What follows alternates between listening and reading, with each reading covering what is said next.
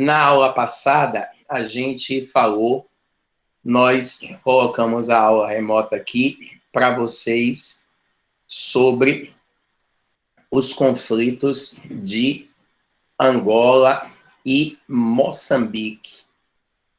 Nós falamos sobre os conflitos de Angola e Moçambique. Na verdade, a gente começou falando sobre os conflitos de Moçambique e ficou faltando nós falarmos sobre os conflitos de Angola. Não é isso? Bom, revisando um pouco, vocês estão vendo aí direitinho? Estão enxergando direitinho? Falem alguma coisa. Dá para ver, dá para ver. Sabe, né? Então, nós, revisando um pouco, para falar de Angola e Moçambique, nós começamos a falar sobre o salazarismo e explicamos o que era o regime de Salazar, aquele regime ditatorial, um regime repressor, mas Portugal se livrou do salazarismo em 1974, na Revolução dos Cravos, e com o fim da Revolução dos Cravos, Portugal estava em crise econômica e pediu para ingressar na União Europeia. O ingresso na União Europeia daria uma folga para Portugal, porque através do ingresso na União Europeia, Portugal receberia investimentos dos grandes, né? Notadamente da Inglaterra, da França, da Itália, tá bom? Então, esses grandes, Inglaterra, França, Itália, Alemanha, normalmente eles faziam investimentos para compensar a economia de um país pobre, tá bom? Então, o país rico investe no país pobre. O país pobre ganha um fluxo de capitais gigante. E o que é que esses países ricos ganham quando um país pobre entra no bloco europeu? Eles ganham fluxo de capitais porque esses países mais pobres, logo no primeiro momento que entram, são países que têm uma economia mais frágil e, portanto, eles são países que recebem muito turistas.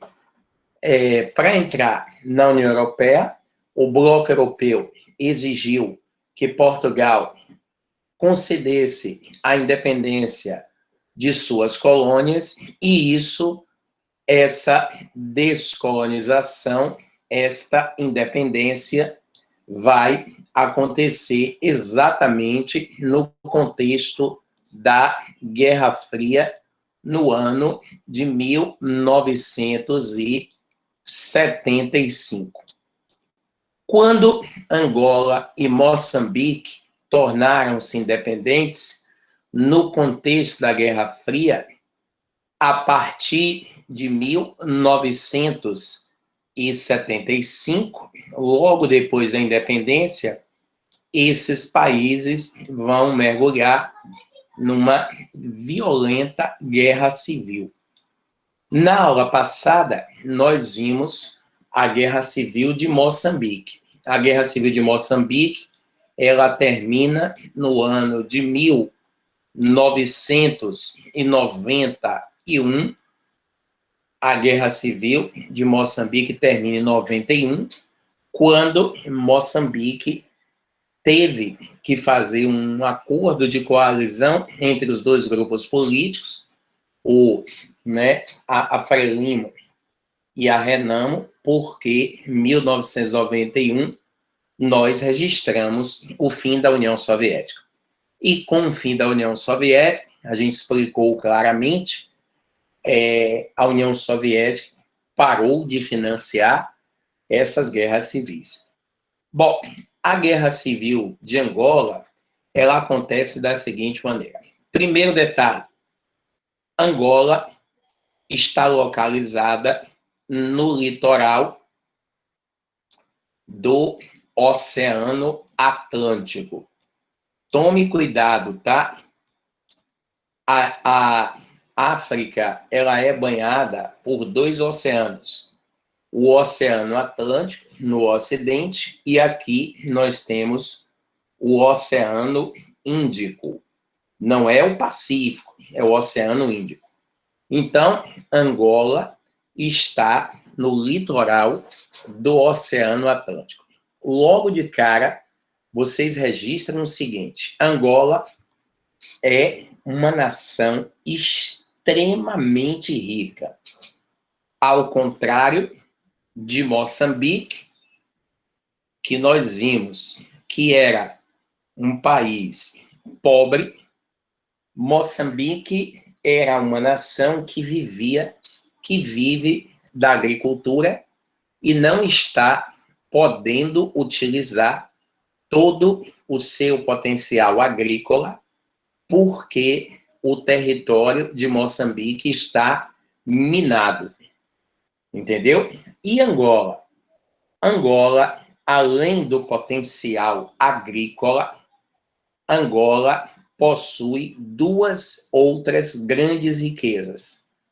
Angola é um país riquíssimo em diamantes. Angola é um país riquíssimo em diamantes, mas bote rico nisso, não é?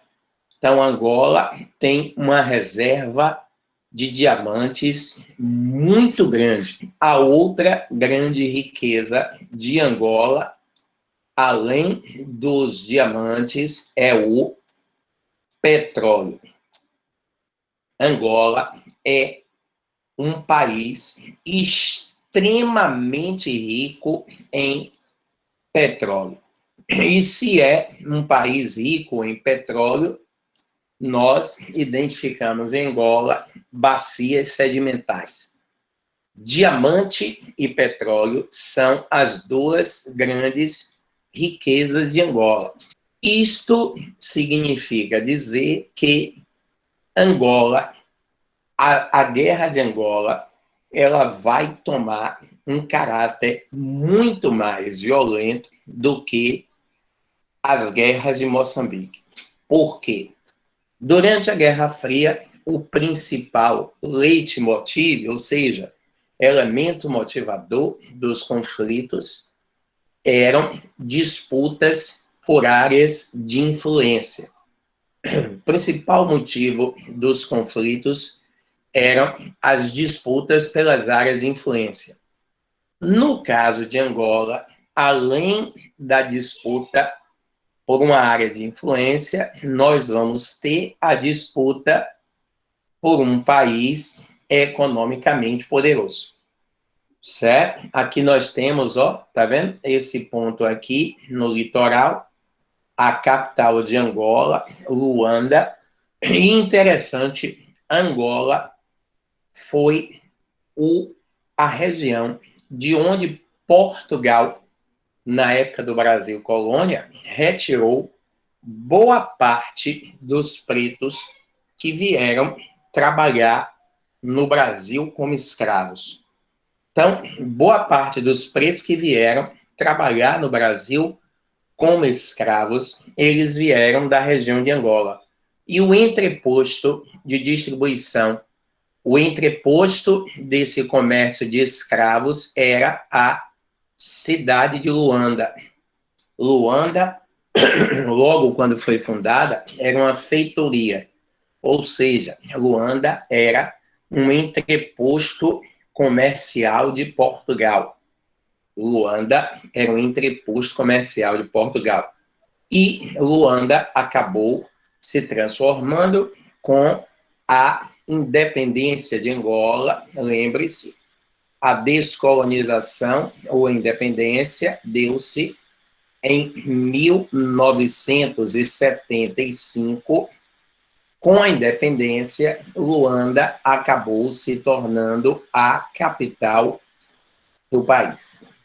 Tá bom?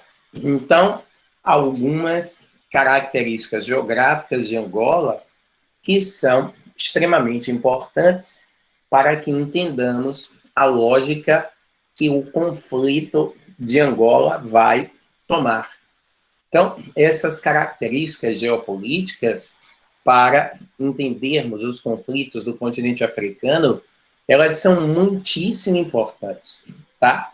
Não tem como a gente estudar, não é, a história desses conflitos no mundo africano, chegando até os dias atuais, sem compreender, né, a geopolítica. Aqui, ó, Nairobi, rapaz, Nairobi foi morta, né, na Casa de Papel. Já estou dando spoiler aí para quem não viu. Bom, voltando. Quando Angola ficou independente, em 1975, explodiu a Guerra Civil de Angola. Ó, veja só, essa Guerra Civil vai começar no ano de 1975. A Guerra Civil inicia-se logo após o processo de independência. No caso específico de Angola, assim como aconteceu com Moçambique, dois grupos estavam disputando o controle do país. Dois grupos políticos estavam se degladiando, dois grupos estavam disputando o controle do país. Primeiro, chamava-se MPLA. Calmamente, o que significa a sigla MPLA? Movimento Popular de Libertação de Angola. MPLA, Movimento Popular de Libertação de Angola. Então, a sigla MPLA significa isso: Movimento Popular de Libertação de Angola. O Movimento Popular de Libertação de Angola queria implantar em Angola o socialismo real e, portanto, este grupo era financiado pela União das Repúblicas Socialistas Soviéticas. Então, o Movimento Popular de Libertação de Angola era um movimento financiado pela União Soviética. Se o Movimento Popular de Libertação de Angola vencesse, eles implementariam o socialismo real. Se contrapondo ao MPLA, nós tínhamos a UNITA. O que significa a palavra UNITA? Bom, o N, união.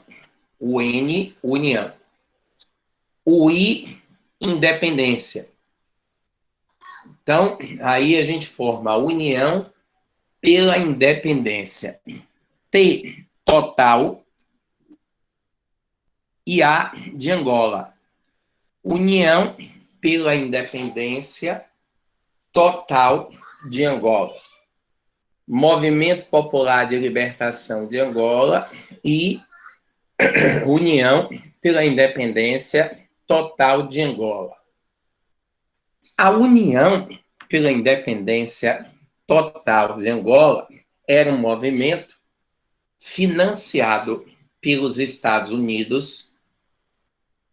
A União pela Independência Total de Angola era um movimento financiado pelos Estados Unidos e era também um movimento financiado pela África do Sul. A UNITA, claro, se ela vencesse, ela pretendia implementar no país angolano o regime capitalista. A UNITA, se vencesse, pretendia implantar no país angolano o regime capitalista. Então, está configurada aqui a disputa da Guerra Fria, não é? União Soviética versus Estados Unidos, capitalismo versus socialismo. Quando explode a guerra civil, entre o Movimento Popular de Libertação de Angola e versus a União pela Independência Total de Angola, claro que o primeiro grande objetivo era a disputa por uma área de influência. Está aqui. Estamos falando de uma área de influência muito poderosa na costa do Atlântico, uma rota de passagem, um entreposto comercial desde a Idade Moderna. Então, há uma disputa pela área de influência. Veja que coisa interessante. Quando a gente percebe aqui as fronteiras de Angola, como nós vimos na primeira aula, a partir da África, na Conferência de Berlim, como essas fronteiras são retilíneas, tá vendo? Como elas foram traçadas à régua, porque na partilha da África, vocês devem estar lembrados, as potências europeias pegaram a África e retalharam entre elas, como se a África fosse um mapa de quebra-cabeça. E não interessava o que essas nações achavam ou o que elas deixavam de achar. Muito bem, então havia uma disputa por áreas de influência que foi uma característica presente, predominante em todos os conflitos na Guerra Fria. No caso de Angola, além dos interesses por áreas de influência, nós vamos ter fortíssimos interesses políticos e econômicos.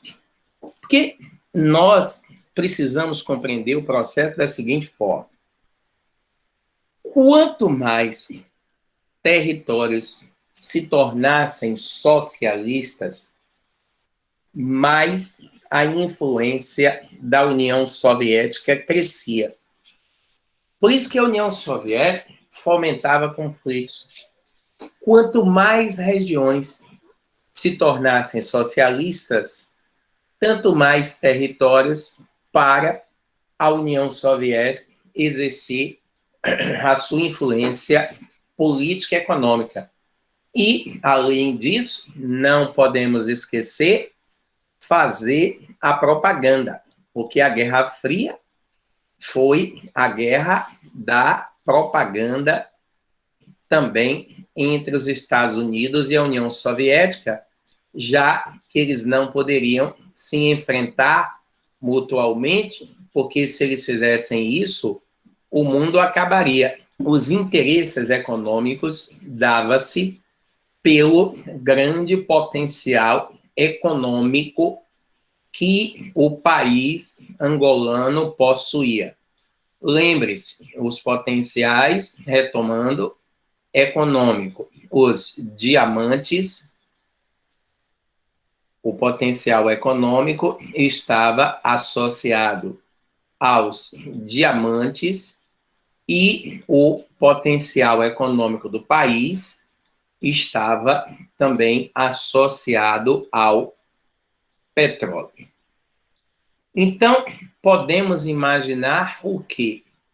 Se nós temos aqui um conflito pela área de influência, mas é um conflito que também está se tornando uma disputa política e também uma disputa econômica, esse conflito aconteceu com a violência muito maior, muito mais intensa do que o conflito de Moçambique. Na verdade, as duas grandes potências União Soviética do lado do MPLA. União Soviética do lado do MPLA. E os Estados Unidos do lado da UNITA, as duas superpotências, elas vão abrir o cofre. Rapaz, só para você ter uma ideia do que eu estou lhe falando, a guerra foi tão estúpida em Moçambique, em Angola, desculpe, que há registros históricos que morria pelo menos uma pessoa por minuto. Pense aí, há registros históricos que morria, no mínimo, uma pessoa por minuto. Quer dizer, uma pessoa por minuto significa que em uma hora morriam 60 pessoas. Se a gente levar em claro, a gente não vai imaginar que os conflitos duravam 24 horas. Impossível. Que vai ter um momento que os exércitos precisam parar, precisam se recolher, precisam se municiar novamente. Mas vamos supor que esses conflitos durassem em média, sei lá, 4 horas por dia, não é? Em média, um dia pelo outro. Alguns dias durassem mais, outros durassem menos. Então, a média de morte em Angola era de 240 pessoas por dia. Isso mesmo, 240 pessoas por dia.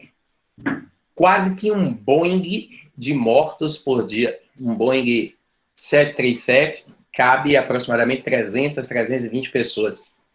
Imagine, por dia, você tem uma ideia, ao término da guerra, há registros que falam que 60 a 70% da população de Angola morreu. Então, a guerra inicia-se em 1975, foi o ano da descolonização. Descolonização é a mesma coisa que independência. A guerra vai se arrastando, matando milhares de pessoas, até que nós chegamos na década de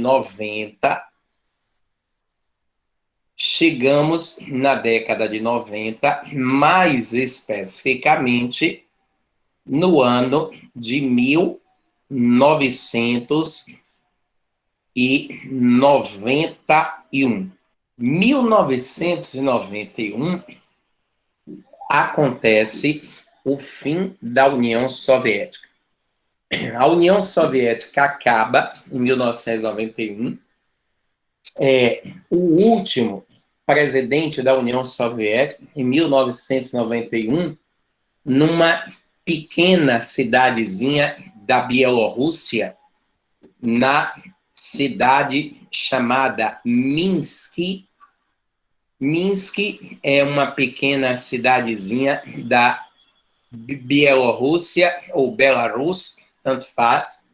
Na cidade de Minsk, o último presidente da União Soviética, Gorbachev, assinou o Tratado de Minsk e, com a assinatura do Tratado de Minsk, a guerra civil, a União Soviética, desculpe, ela se desmantelou toda em 15 repúblicas independentes, onde a mais poderosa era a República da Rússia. Então, década de 90, fim da União Soviética, significa o fim da Guerra Fria, o fim do mundo bipolar. Rapaz, quando o mundo bipolar acabou, quando a Guerra Fria acabou, o mundo bipolar acabou, o que foi que aconteceu? Quando a Guerra Fria acabou, o mundo bipolar acabou, a União Soviética, a gente citou isso na aula anterior, a União Soviética, ela para de financiar as guerrilhas. Não só a União Soviética para de financiar as guerrilhas da África, mas a União Soviética, ela para de financiar as guerrilhas que ela mantinha no mundo inteiro. As guerrilhas em Angola, as guerrilhas em Moçambique, as guerrilhas na América Latina, houve várias. A União Soviética bancava muitas delas e, portanto, com o fim da União Soviética, a União Soviética para de financiar essas guerrilhas. Na hora que a União Soviética para de financiar essas guerrilhas, o que é que acontece? O MPLA, ele fica sem recursos para se manter na guerra. O MPLA, sem o dinheiro soviético, ele fica sem recursos para se manter na guerra. Mas, como o fim da União Soviética quase leva os Estados Unidos juntos, lembre, a crise soviética produz a crise americana, porque a base da economia americana na Guerra Fria era a venda de armas, e os Estados Unidos usavam para vender armas como pretexto a existência do demônio vermelho. Se o demônio vermelho não mais existe, o comércio de armas dos Estados Unidos despenca, principalmente o comércio de armas que os Estados Unidos realizavam com a Europa. De modo que, se o fim da União Soviética esbagaçou com a União Soviética, o fim da União Soviética, como nós já falamos, por osmose você já absorveu, quase quebra a economia americana junta. Por isso, no ano de 91, se a União Soviética para de bancar o MPLA, os Estados Unidos param de financiar a UNITA. Ou seja, tanto o MPLA quanto a UNITA tiveram os recursos cortados e você sabe que o clima era de animação. Acreditava-se que Angola, em 1991, iria se pacificar. Acontece que, com o fim da União Soviética, na década de 90, todos esperavam que a guerra acabasse, mas ela não acabou. Década de 90, mesmo com o fim da Guerra Fria, houve a continuação dos conflitos na região de Angola. O MPLA continuava sendo socialista e a UNITA continuava sendo capitalista. Só que a UNITA não tinha mais o apoio financeiro dos Estados Unidos e da África do Sul, e o MPLA não tinha mais o apoio soviético. Aí, vocês devem estar se perguntando, como é que essa guerra civil continua sem o dinheiro soviético para financiar o MPLA e sem o dinheiro norte-americano para financiar o UNITA? Olhem que azar. Quando a Guerra Fria acabou, o MPLA controlava em Angola as áreas ricas em petróleo. O MPLA controlava em Angola as áreas ricas em petróleo. Como o MPLA controlava as áreas ricas em petróleo, o que é que o MPLA fazia? Vendia o petróleo no mercado negro e, com a venda do petróleo no mercado negro, o MPLA conseguia os recursos necessários para continuar comprando armas e continuar se mantendo na guerra.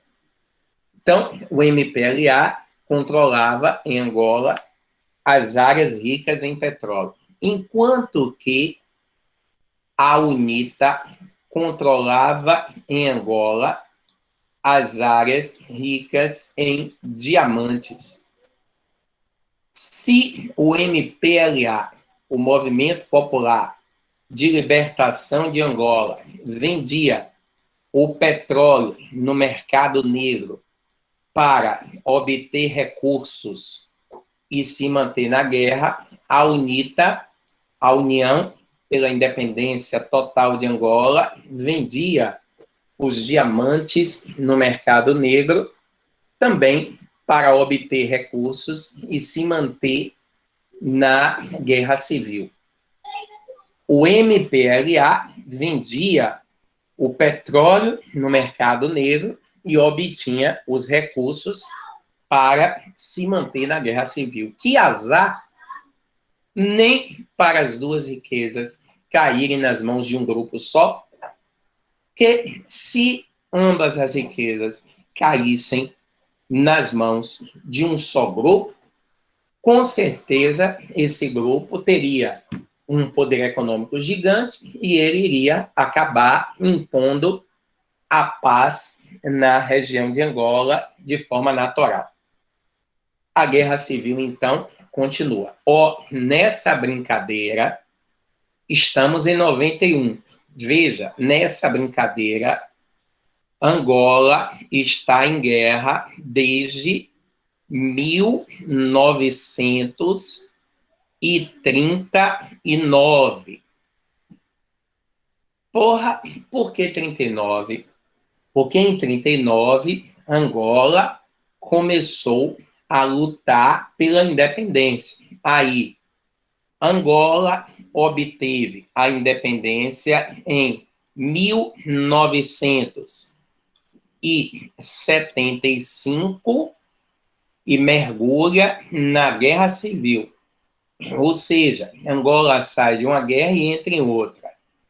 Aí, 1991, todos acreditavam que a Guerra Civil acabaria, mas ela não acabou. Ela vai se desenrolando, vai matando, e imagine, de 39 até 91, quantas gerações essa guerra já não tinha acometido, até que nós chegamos no ano 2000. É isso mesmo. Nessa brincadeira, eu reitero, Angola está em guerra civil desde 39. Aí chegamos no ano 2000. Rapaz, quando nós chegamos no ano 2000, líderes do MPLA e da UNITA estavam exaustos com o conflito. Surpresa seria se eles não tivessem. Os líderes do MPLA e da UNITA estavam exauridos, estavam exaustos com o conflito de Angola. E aí, o que é que acontece? Exaustos com a guerra, eles se sentaram e bolaram e organizaram, orquestraram um acordo de paz.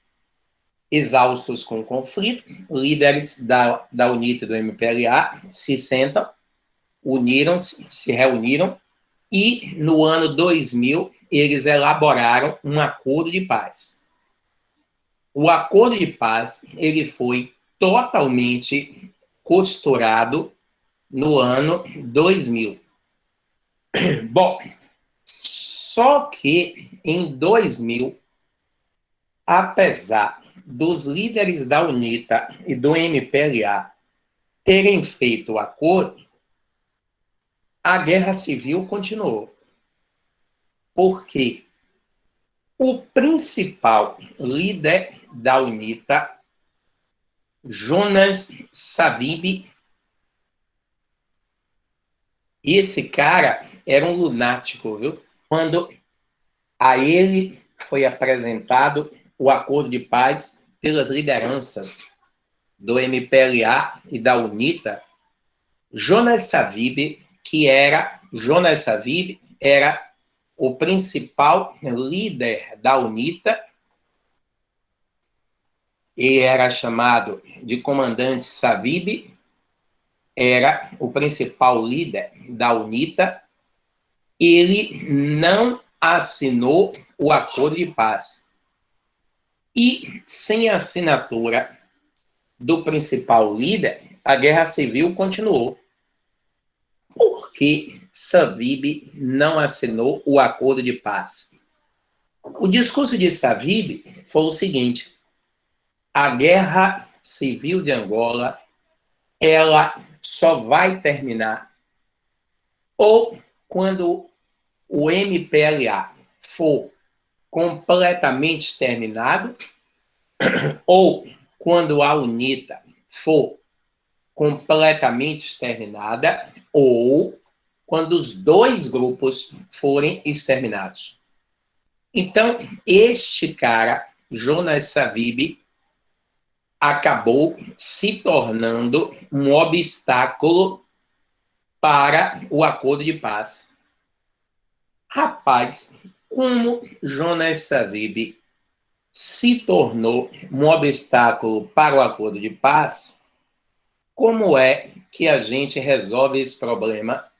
Vamos remover o obstáculo. Em 2002, Jonas Savimbi ele foi assassinado pela própria UNITA. Finalmente, Angola conhece a pacificação. Rapaz, não é brincadeira, não. Angola, a guerra de Angola, ela explodiu em 1939. Que, como eu disse a vocês, Angola, ela inicialmente estava lutando pela independência. E os conflitos em Angola só vão terminar em 2002. Imagine quantas décadas de conflito. Imagine 60 anos de conflito, né? Pouco mais. É um absurdo. Quantas gerações não se envolveram nesses conflitos? Tá? Angola se pacificou. Por sinal, o primeiro país a reconhecer Angola como uma nação independente foi o Brasil. Ainda no governo do então presidente Fernando Henrique Cardoso, ainda no governo de Fernando Henrique Cardoso, o Brasil foi o primeiro país no mundo a reconhecer Angola como um país independente. Em 2002, o Brasil foi o primeiro país do mundo a abrir uma embaixada em Angola. E já no governo de Fernando Henrique Cardoso, Brasil e Angola começam a estabelecer relações diplomáticas, políticas e econômicas. Essas relações começaram no último ano do mandato de Fernando Henrique, e elas vão se intensificar substancialmente no governo Lula. Intensificaram-se como? Bom, o Lula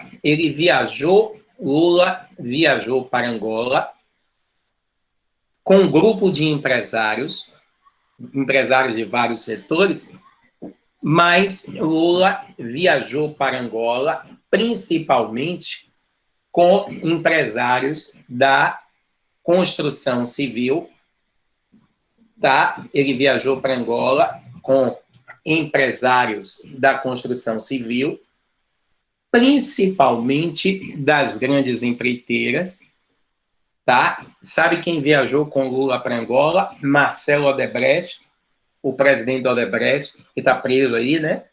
Ele viajou com empresários da construção civil.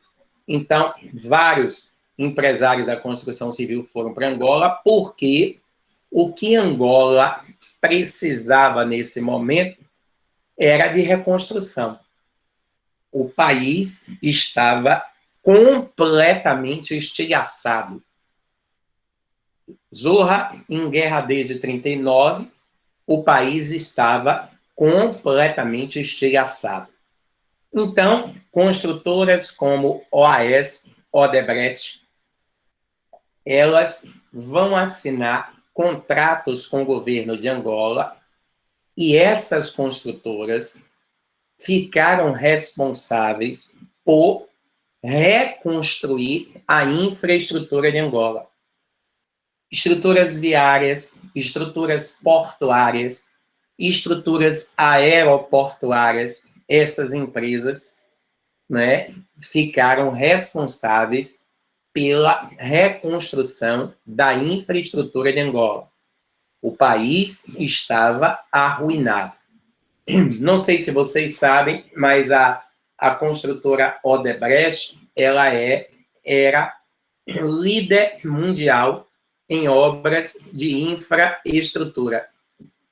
Quando um país queria construir uma ponte, um aeroporto, uma hidrovia, uma rodovia, etc. e tal, às vezes, nem titubeava, já instantaneamente contratava a Odebrecht. Veja, era desnecessário a Odebrecht ter feito o que ela fez, né? Se envolver nesse mar de corrupção era desnecessário, porque era uma empresa que tinha um know-how da Zorra. Então, essas empresas, até hoje, estão lá em Angola, não é? O AES, o Odebrecht, agora numa proporção menor. Por que numa proporção menor? Numa proporção menor porque essas construtoras estão falidas. Uma outra empresa que foi para Angola e que muito contribuiu para a reconstrução de Angola foi a Petrobras. A Petrobras, ela vai iniciar a exploração do petróleo de Angola. Aliás, a Petrobras fez contratos de prospecção do petróleo de Angola bem leoninos. O Brasil ganhou rios de dinheiro. Veja bem, o Brasil, a Petrobras, ganhou e ganha ainda rios de dinheiro extraindo o petróleo de Angola. Olhe o contrato que a Petrobras fez com Angola. Bom, todas as plataformas de petróleo que deveriam ser usadas para extrair o petróleo de Angola seriam construídas no Brasil. Ou seja, se as plataformas seriam construídas no Brasil, iria gerar emprego no Brasil. As plataformas iam ser construídas no Brasil e implantadas em Angola. Lá, a Petrobras extrairia o petróleo. Quando a Petrobras extraísse o petróleo, todo o petróleo extraído pela Petrobras tinha que ser vendido ao Brasil para ser refinado aqui. Está parecendo um pacto colonial, né? Então, o Brasil explorava o petróleo é extraído, é refinado aqui, e a gente compra o petróleo bruto de Angola, comprava, né? E vendia o petróleo refinado. Para você ter ideia, a Petrobras, ela chegou a ser responsável por 30% do PIB, ou seja, da riqueza de Angola. Angola também vai sofrer investimentos da De Beers, a empresa diamantífera que eu falei para vocês. A De Beers vai extrair os diamantes de Angola. Bom, com essa política da Petrobras, que foi implantada a partir do governo Temer, que é a política de privatização, a Petrobras está encerrando as operações. A Petrobras está deixando de ser multinacional. Aliás, a Petrobras vai fechar no Brasil também, em todo o Norte e Nordeste.